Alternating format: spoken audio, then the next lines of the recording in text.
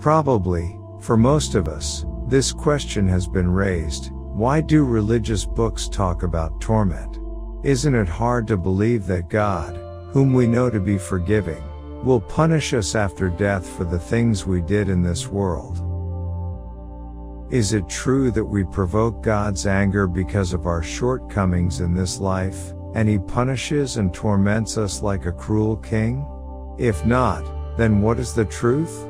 What is the meaning of punishment in the Quran, Bible, and other religious books? What is the world?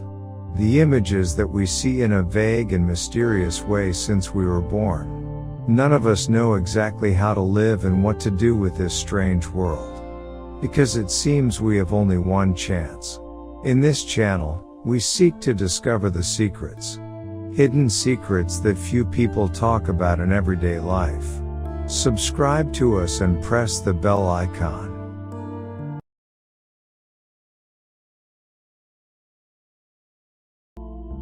We all know that humans have a series of instinctive and material needs.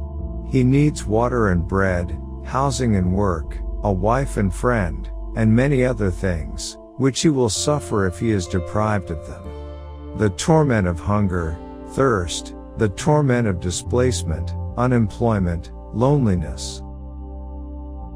He also has a series of spiritual needs. The need for love, learning, and education, the need to maintain dignity and respect for personal space, and on a wider social scale, the need for justice and freedom and enjoying social rights are his basic needs. It should also be noted that some needs are different in normal people and advanced and transcendent people. For example, there are needs that deprivation of them is more painful and tormenting for free and noble people, such as the punishment of humiliation, insult, cruelty, insecurity, and governmental tyranny. However, these are the torments that are imposed on us from the outside. There are also torments that are the result of our carelessness and indifference toward the health of our bodies.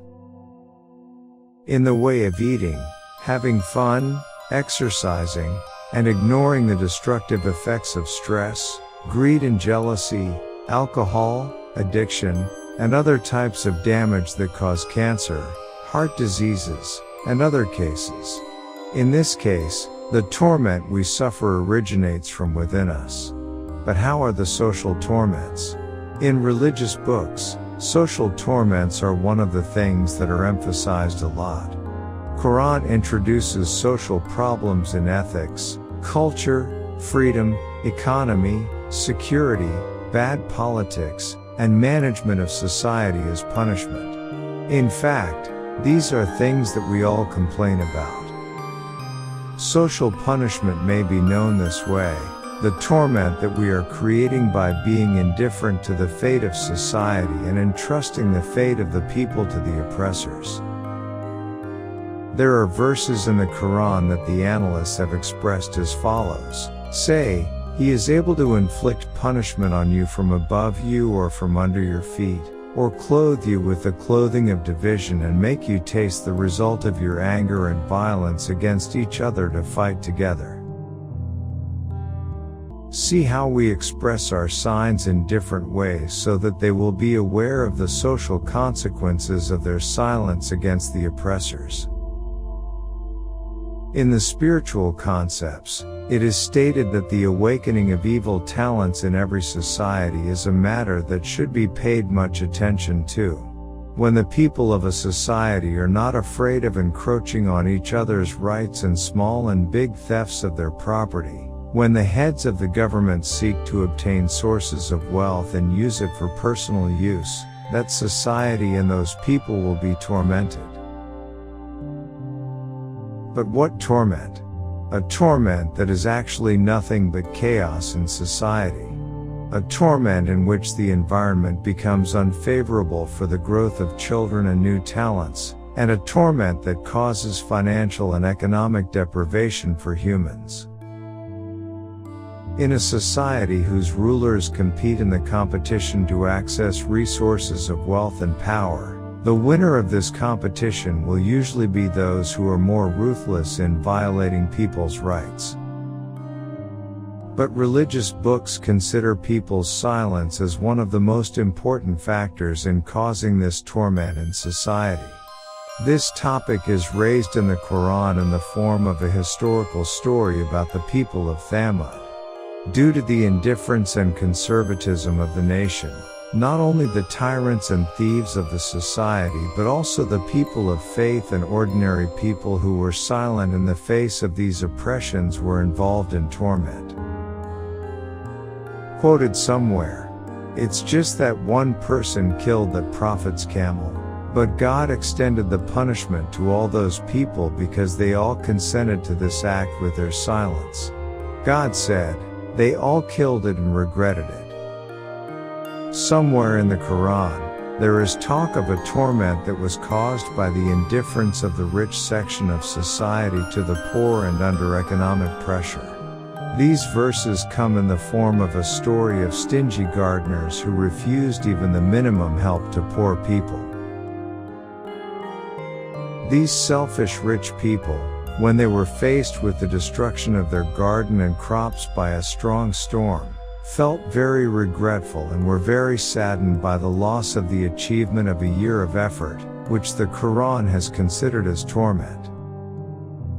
In fact, in this story, no one tormented those stingy gardeners. Their torment was the same feeling of being deprived of the harvest every year and being left empty-handed after a year of spending money and effort and expending energy. This story is actually an example of understanding torment in the next world, which is much more difficult and regrettable. Those gardeners had a chance to make up for their losses the following year, but after death, no one is given a second life, and eternal deprivation is greater than the torments of this world. So if the punishment is the result of our actions and, in fact, it is the regret that we will suffer in the future, then why does God attribute the punishment to himself and says that he will punish the cruel and rebellious people? In fact, we should know that divine punishment is caused by the actions of humans themselves, but because all the laws and systems of the world originate from God. In fact, the main cause of everything in the world goes back to God, and the origin of all developments is from him. As a result, God attributed the punishment to himself. As the school principal tells the children in his lectures that if someone does not study, we will not allow him to go to a higher grade. In fact, by the word we, he means the school system and rules that prevent weak students from entering higher grades. Otherwise, the principal of the school does not have enmity or problems with the students, but anyone who did not try hard enough during the school year will suffer from not progressing. As a result, it is not God who tortures us. This is the reflection of our actions that comes back to us. In this video, we saw that disharmony with the systems that govern the existence and conflict with them on an extra-worldly scale, disobedience to the creator of the world and designer of the laws of the universe, has caused human beings to be deprived of reaching higher levels and will have long-term consequences in the next world.